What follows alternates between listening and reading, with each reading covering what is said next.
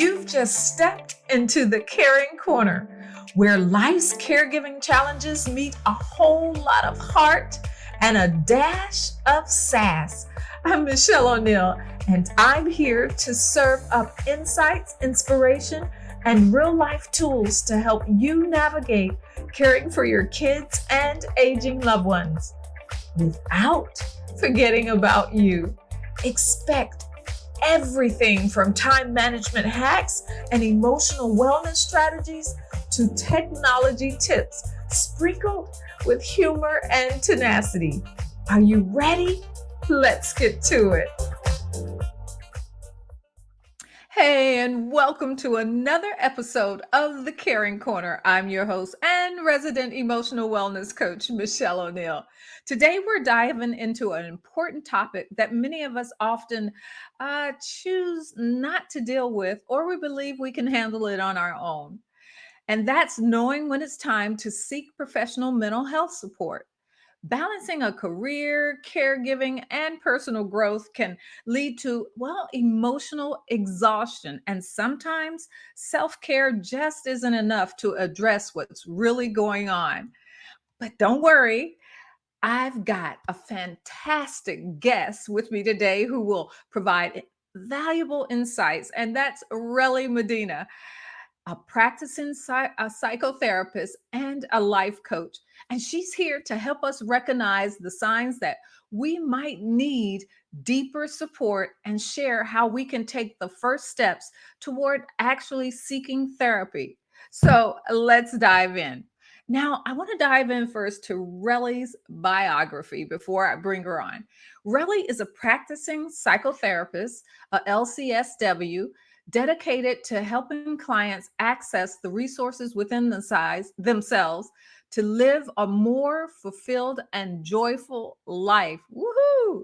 Now, she hosts the podcast show Daily Mom's Joy with Rellie, offering tools and resources to moms. She's also a life coach training with the Robbins Medinas training and works exclusively with moms, helping them rediscover their mom joy. In addition to her 13-year healthcare experience, she's a certified yoga instructor through Anahata Earth Hatha Yoga. See, I had to get that one right, and registered through Yoga Alliance. With her expertise and extensive background in multiple areas of wellness, she offers a unique approach to life coaching and clinical practice. Rellie is a mom of three adorable, handsome boys, a wife, and a dog mom, and she loves spending time with her family. Check out her social media and you'll see. And she loves eating good food and baking macarons. And let me tell you, I've seen some of her food and it's phenomenal. But without further ado, let me go ahead and bring on Rellie. Hey, Rellie, did you see me fumble through that? Oh, you did amazing. And you got Anahata Earth right. So, hey, that's Yay! So thank you. Do you know, can you tell we kind of know each other, off screen too, often, just a little bit. It's been such a joy knowing her. And it's less than a year, right? Correct? yes, I think we're coming up on our year friend anniversary, actually. Yay! So, and we'll probably see it on Facebook, right? Yeah. Yeah. So I am so thrilled that you agreed to be part of this. We've had back, what do you say, offline conversations about when when you need a therapist, what the difference is. We're both coaches. I'm an emotional wellness coach. So we have a lot to talk about all the time. And share not client notes, but just notes about things that we knew, because you can't do that. Mhm. But just having those conversations, and it's been really a joy talking to someone that kind of understands where you are.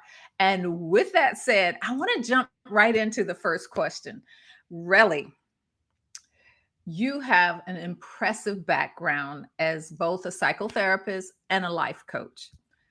Can you share with us a pivotal moment that led you to actually focusing on helping moms? Because I know they're your heart, and we've talked about that, and about helping them actually rediscover their joy and how that has influenced your approach to mental health.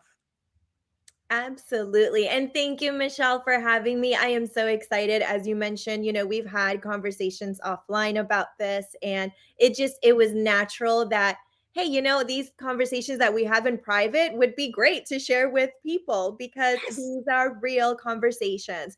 And for me, and, my approach to things is having that openness and Mhm. being able to have real conversations about mental health, about wellness without feeling that stigma, without feeling judged. And Mhm. that's super important to me. Something that actually happened in my own journey, and it's actually a personal story. It's not really a professional one, even though with the years that I've had in my professional background, what brought me to this was real life stuff. And in 2020, I had my joy of my having my now 4-year-old son. And it was amazing. It was my first time being a stay-at-home mom. Of Mhm. course, we were all staying at home then because, as you know, 2020 was our pandemic. And I actually gave birth No way. right smack in the middle of the shutdowns. The um, hospital, I always kind of joke that it felt like a scene from The Walking Dead because there was really nobody there. It was very, very silent, very eerie. And it was just an interesting experience, one that you don't really plan for, right? And Mhm. um even though, regardless of the pandemic, I had made in that time in my life, I had made the decision to be a stay-at-home mom, and that was very scary for me. I was a corporate mom for years. I worked since I was 15, and it was a family decision. I started noticing some signs, which we'll talk about a little bit later, in my own life, where I felt like this isn't serving me. What I'm doing in my life is not serving me. I need a change. So I took action. And part of that was for me to stay at home with my two other kids. And lo and behold, I got pregnant with my third. So here I was. I had him in 2020. I was at home, and I had those feelings again that I had when I was in corporate world, where I felt irritable all of a sudden, and I didn't necessarily feel there was a fulfillment there. I felt like something was missing. I had Mhm. my Mhm. beautiful children. I was so elated with being a new mom, but there were challenges. We have to talk about the challenges. I was breastfeeding around the clock. He was not sleeping. I did not get one of Wow. the babies. Mhm. Oh, he slept. And you get that question first. Does your baby sleep? My answer was, no, no, he does not. And neither do I. And neither does any of us. So it was challenging. But as time went on, I realized that this was beyond just sleep deprivation. This was beyond just um, being a new mom. There was burnout. I felt burned out. And I recognized those signs when I was in corporate world. So Mhm. here I was at home, burnt out at home. And a lot of that had to do with my personal growth. I recognized I started my own search for answers. I started my own coaching journey, and I realized that my personal growth was starved. It was starving. It was at like a 0. Mhm.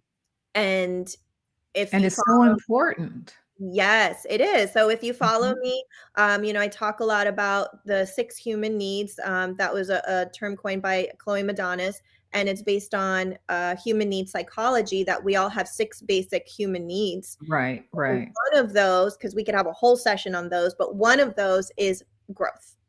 And Mhm. for me, being a person that leads with growth, I was missing that in my life. So that was the main pivotal moment that I said, okay, I need to do something with that personal growth. And because I'm a mental health professional, and because mental health is my life, I love what I do. I feel God gives us all gifts, and that's mine. And I feel like Absolutely. we have to Mhm. utilize our gifts, or they go underutilized, and you can't serve anybody if you don't use your gift. So And oh, go ahead. no, that's okay. And so I was just going to end with that. That was, that was my moment in utilizing my personal growth to help other moms, because I knew exactly where they are because I was there myself. And that's perfect, because that leads into my next question with, your understanding of that. And I noticed that um y- your social media and everything really speaks to finding that joy. And it's so funny because in caregiving, for me as an emotional wellness coach, one of the things I talk about is how do we find that joy in those moments. And that's one of the things I focus on teaching my ladies, because it if we don't, we do get beat down, stressed out, burned out. All those things happen when we are not looking for the positive or the things to be grateful for in our lives. And so many of our listeners are actually juggling caregiving, careers, and personal growth, which we both know is so important. In fact, she's told me, okay, you need to stop learning all this stuff. Just keep rolling with what you know. So I'm always, in fact, I just thought, I'm gonna let you know, I just thought of something else I want to learn more on.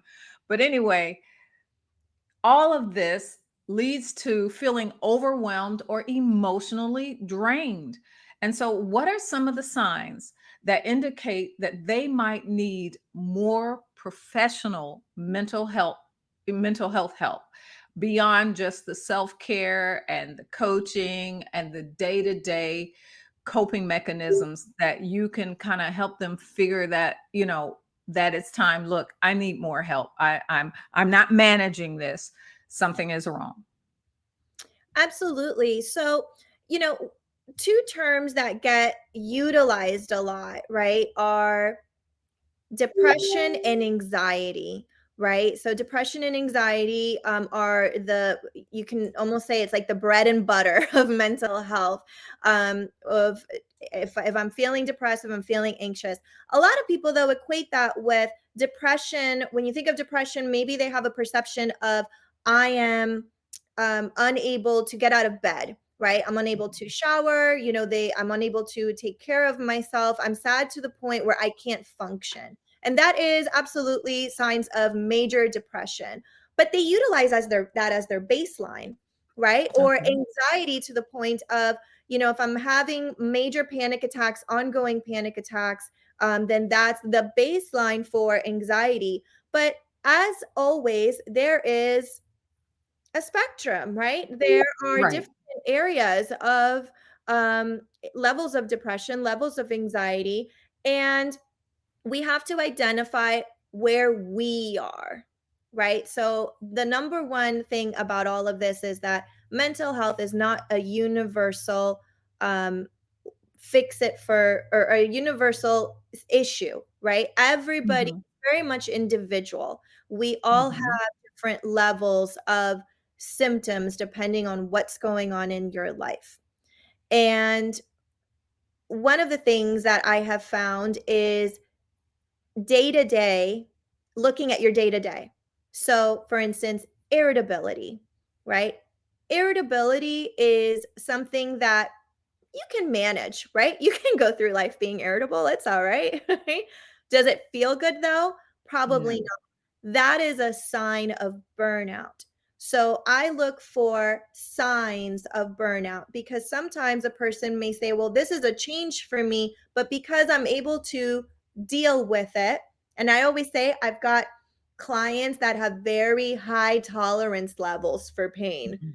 All right. And pain meaning they could deal with irritability, they could deal with anxiety, they could deal with, depression. They're able to function through it all. But just because you have a high tolerance for it does not mean that you should. right? We don't need to test. It's like when we look at the maximum capacity inside of an elevator and you see the pounds limit, do you really want to mess with that? Do we really want to test that theory out and see how many people we can fit in that elevator? Probably not. So let me ask you a quick question because something came up. I when you were talking about everybody individual and that we have a different levels of tolerance and what we can take on.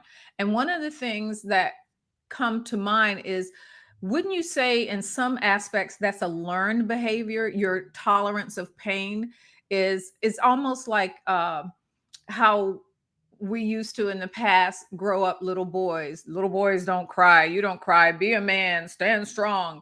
And so it's not that you don't feel that pain, you've learned that it's not accepted to talk about or show that pain. So would you agree that that's some of it? That's and as women, we're, hey, you could do it, you just do it, I'm a mom, I just got to do it, I just Exactly. whatever, Push I'm the the daughter. Go ahead, I'm sorry, I couldn't hear you, say that the again. the push through it mentality, right? So Hmm. I'm a mom. One of the terms that we hear a lot is that super mom term, right? And that term could be a good term or it could be Yeah. a not so good term. When it's a not Mhm. so good term is when people use that as their badge of honor to run themselves ragged and Mhm. completely dismiss all red flags that their body is giving them that they need help, right? So that's the only time that goes out the window. But to answer a little bit more of your question, yeah, I would say learned behavior, right? But also we have a nervous system, right? We have survival brain. Exactly. Our Mhm. nervous system, um, it knows what to do to protect us. So Right. I say a Mhm. lot when it comes to our emotions and our anxiety, we have to lean into our emotions to see really what are they trying to tell us rather than avoid them, right? Rather than try focusing on avoiding the anxiety or avoiding, the crying like you mentioned the little boys don't cry. It's more about leaning into the emotion and saying, what is upsetting you? What is my sadness trying to tell me? Um so a lot of this can come from, yes, learned behavior, but also innate survival that is saying, I have to protect myself. And Mhm. in doing so, I may go to my go to coping mechanisms, and some of those coping mechanisms don't necessarily serve me. So, awareness is so important. Oh And my gosh, I did a whole thing on awareness. Yes. yes, Yes. and identifying what those burnout symptoms are for you. And that would be the main takeaway, that your sign of burnout may look different than my sign of burnout, but nevertheless, it's burnout. Right. And so when I think about burnout, one of the things that I know for me, because we can't speak for everyone else, but we know how things work for us. I can feel when I'm starting to get to that level where I either need to pull back or my body's going to shut down for me. And that's something that normally happens for me. It literally shuts down where I'm in the bed and I can't do anything or I'm really sick. It's like all the sickness that's in my body just says, "Hey, you're done. Yeah, You're slow done." down. And so I've learned awareness, how to know when I'm starting to get near that point or even starting to get into the habits that take me to that point, and I'll pull back and I'll pull myself back if I need to get off social media, if I need to stay away from people more, whatever it is that I need to stop the stimulation. I've Hmm. learned to do that so that I don't totally. So, with that said, and you can jump in anytime. So you- you're such a good listener too. So It's my therapy, active listening. I know, and I know this personally. She's such a great listener. So, with that said, in your experience, when does it become clear that someone should seek therapy rather than just rely on that self help or that coaching? And what are some key indicators that professional intervention is necessary to support their emotional wellness? Absolutely. So, we've talked a little bit about, so what are some signs, right, that you can look for? Signs are individual to all Mhm. of us, but when you get to the point of this is impacting my functionality, that's where, and the answer is yes, it's impacting my functionality, then that's where, all right, we got to do something and we have to do it now. And functionality means, because a lot of people think, again, when you think of the picture of depression, is someone that's laying in their bed and they're not engaging with anybody, or they don't want to they're isolating, it's the word that I'm Mhm. looking for.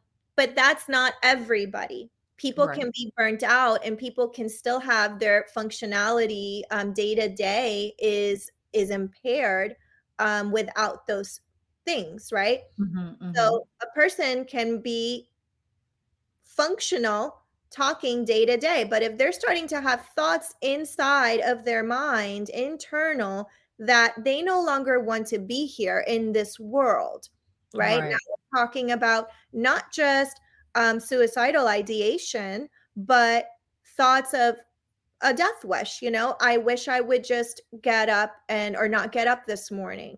That's something Mhm. that we have to talk about, because that, even though is not a suicidal by our clinical terms of suicidal ideation with an intention, with a plan, that is a red flag.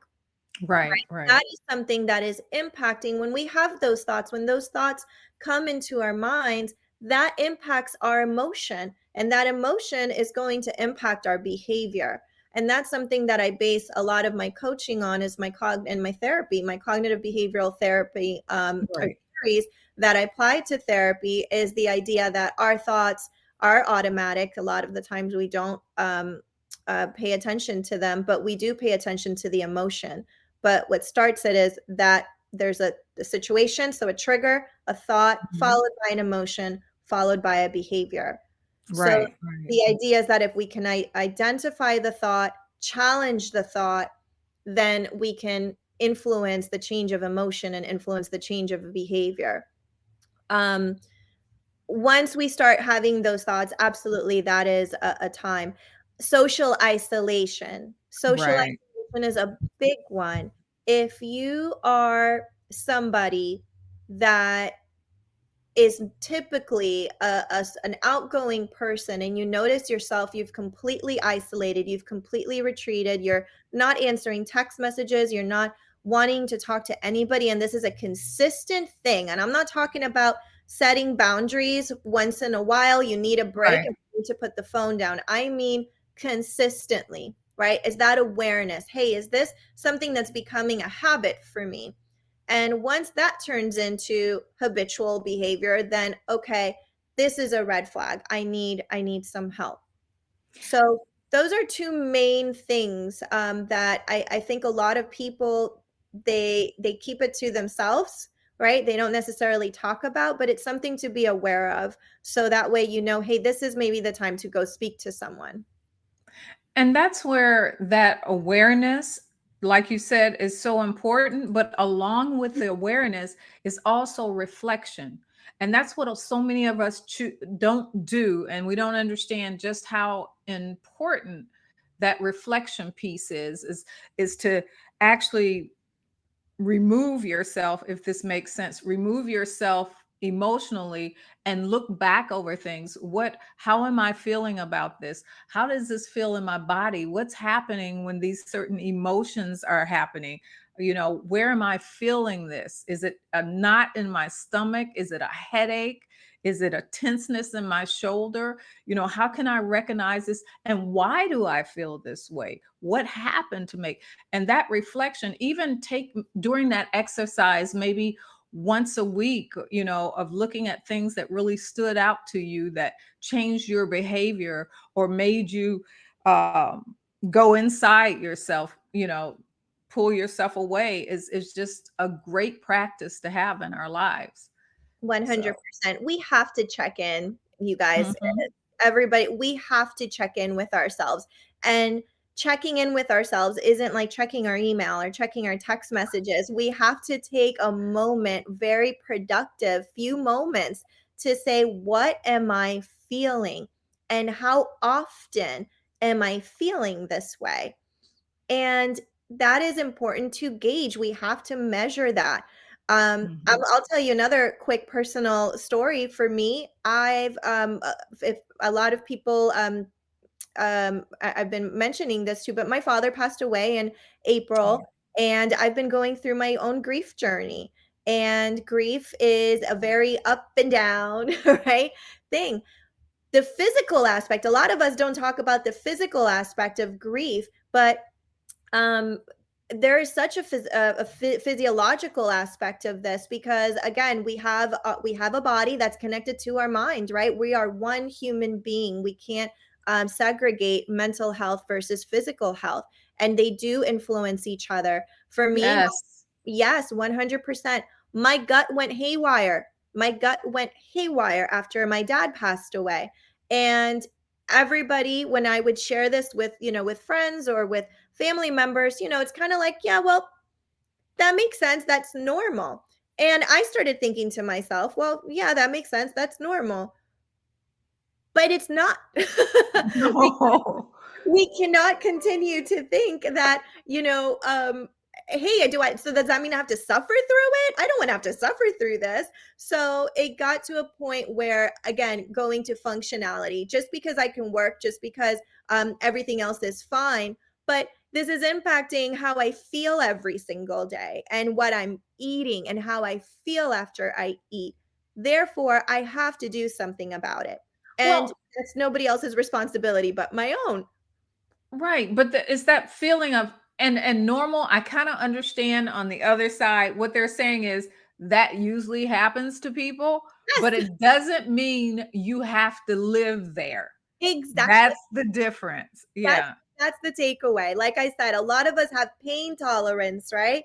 And Mhm. I could live with this pain tolerance, sure, but I don't want to. Yes. Yeah. I love that. And exactly. And so, and I want to go back real quick to something you were talking about. People always think suicide is about physically taking your life. And I think this month, I can't remember if it's mental health month or if it's, suicide month. I can't remember which, and I'm sorry for remembering exactly, for not remembering. But what really stood out to me is the fact that sometimes it could be like, I hope this car runs into a tree Mhm. Oh, and I yeah. die. Right. Or doing things like preparing for something to happen to you by, like, long time ago, it was me sending my daughter to my mom's. So it's clearing the field, Right. and so look at things like that. What things are you clearing? What things are you wishing, like you said, to happen, that you physically don't take, like walking in dangerous places that something can happen to you Mhm. and not caring. That's the key. You don't care. It's crazy to do that, but that added of not caring whether something happens to you. And so look at your thought patterns, really check out your thought patterns. And I just wanted to throw that in. And if I'm wrong, you're the therapist, No, jump in there. I agree. It's just, it kind of just ties in with the checking in with ourselves, right? Because that's, Mhm. just talking about internal thoughts and what we may say to ourselves when we wake up in the morning. Ugh, I woke up this morning. Ugh, that's Mhm. one thought. But what you're speaking of is that behavior aspect, right? So going back to thoughts influence our behaviors. If we're having that type of thinking on an ongoing basis, Right. the behavior that is going to be the result of that is going to be careless behavior, high risk behavior. Right. Right. And so, and and we just have to be cognitive of that, those things, CBT. But the other thing is, for those who might be hesitant or really unsure about seeking therapy, what advice do you have on how to take just that first step, and usually that's the hardest, the first step. Are there practical ways to evaluate when professional help is needed that we haven't already covered, versus continuing with your trying to do it all on your own, or trying to figure it out, or listen to aunt so and so, or cousin so and so, or mom, you know what are things that will help them take that first step? Well, I would say a couple of things. One thing that I wanted to throw in quickly was listen to your support people, your loved ones, right? Ask if for those that are blessed enough to have support, because I have many clients that our first step is building a support system. It's that Mhm. important, you guys. It's A that good support system. There's a difference between support, or yeah. people in your life versus good people in your life. The right people. Yes, the Right. people, the right Mhm. support, because we have to not everybody is the right support for everything. I've actually talked about this before. Um, and yeah, I just spoke about my grief journey. I'll tell you, not everybody has been the right support to be there throughout a grief journey, right? But then Right. I've got other people that are these are the right people for that. It's not good nor bad. It's either this Right, is right. right for this Bad situation. choice of words. So building that right support, and that right tribe for yourself, that right village. Um, Mhm. that's so important. Listen, if you have one that you already have and it's a one that's very supportive, listen to them. If they notice that something's off and it's coming from a good intention, from a kind and caring heart, it's lean into that and listen to that, be open. But also, this is the number one. Meet yourself where you are. All right, meet yourself where you are. Um, it's like rule number one for anybody in therapy. Even when I work with people, I have to meet my clients where they are. I can't. I don't have a magic wand. I wish I did. I love fairies. I wish I had a magic wand. I don't. So, it'd be great to be able to say, well, yes, please do this, and then the person goes, okay, it is done, right? And wonderful. But that's not the way this works. We are all beautifully complex. We are all Mhm. beautifully complex. So we have to start in with that check in. Where am I at right now? What is keeping me from seeking the help that I deserve? And that takes me to my next thing. We have to reframe the way our beliefs about mental health. So we've touched on thoughts and the power of our thoughts, but what drives those thoughts are our belief systems. And our belief systems can work for us or they can work against us. If we Right. have a limiting belief that says mental health is for crazy people, how many times have we heard that? Raise your hand, right? Mental health, I don't need that stuff. I got Netflix. I got my six pack in the fridge. I've got the people at Shopping therapy. shopping therapy. I love shopping therapy. I have Amazon. Add to cart, right? Add to cart. So No, just bypass the cart. go straight to buy. Go to buy. But at the end of the day, those things, and this is where you have to ask yourself, is what I'm doing now working? That's a valid question. Is what I am doing now working? If you're in a situation where you are feeling like, oh, okay, well, this rally girl is talking about irritability. I've been kind of feeling irritable lately, and I've been feeling kind of burnt out, kind of like I can't breathe. My body's been physically tense lately. What is something what am I doing about this? Ask yourself, is what I'm using to cope working? And if the answer is no, then we have to be open to the idea that there's something better. And with that comes, we have to give ourselves permission. We have to tell ourselves we deserve to be supported. So I love a good reframe. If you guys follow me, I love a good reframe. So I would say instead of saying to yourself, I don't need help, say to yourself instead, I deserve support. Awesome. Beautifully said. Nice quote. We're gonna have to pull that one. every time you kept saying, I have to say this, every time you kept saying, um, ask yourself, does it work? I'm thinking to myself, how's that working for you? Yeah. How's that working for you, right? How's that working for you? so, so I'm sorry, that sounds hard, but we get to that point, and I see that a lot in some of my clients and people that I talk to, and where things aren't working, and like in my family, I'm not going to go into detail. She knows my daughter has bipolar, and part of that is a lot of times when they're spiraling or they're going through an episode, they don't see it because it becomes natural or just the way they are. And so there are times that we have conversations, and I said, and I can say, seems like you may be spiraling, or it seems like you may be on the up right now, and she'll start thinking about what's happening. She says, hmm, I never thought about that.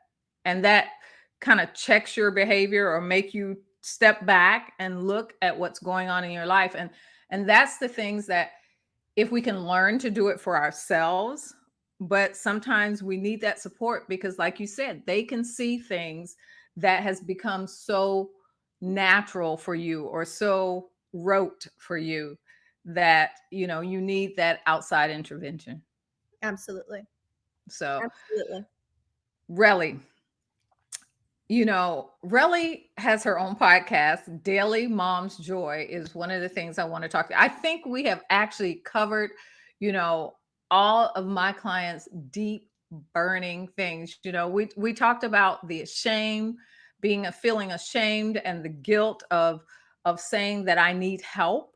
And I wish more people would actually do that. I wish they would um get rid of the stigma behind needing help, um, and before it gets to the point where you have to have a therapist, where we as coaches can jump in and help them, at that point where they're still um, manageable, where they can manage it themselves without the additional help.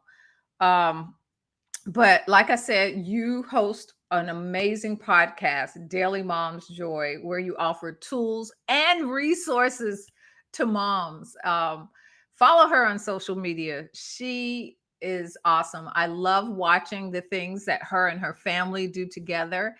And she shows you, even in the chaotic, how to find the joy, where to find the funnies and all that. Because life is funny. It really is. Or a lot of it, you can find that. Say that again. I'm sorry, I didn't hear you. Have to laugh. We do.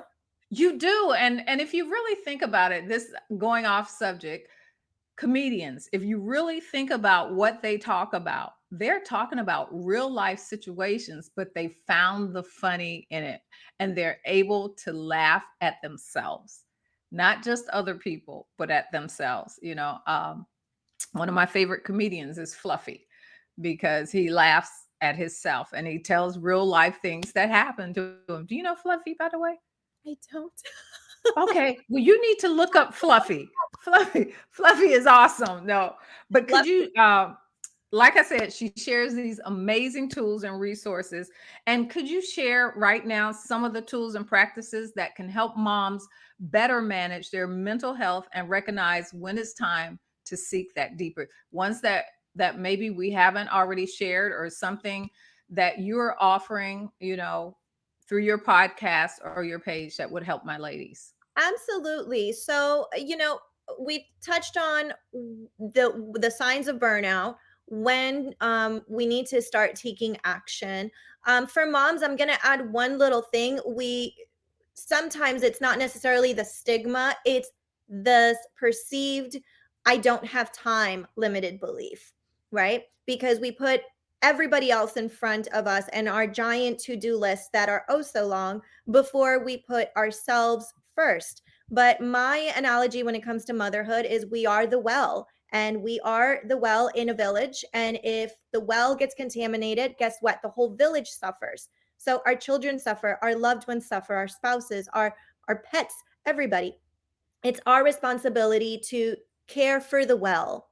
And with that said, I have my mom village that I am very proud of. Our Facebook group, it's called Village Wisdom for Moms Seeking Peace and Balance.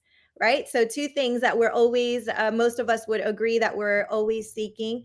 And I do lives on Fridays. We get together, bring your coffee, bring your laundry, bring your kids, whatever, and we'll go ahead and talk about some tools.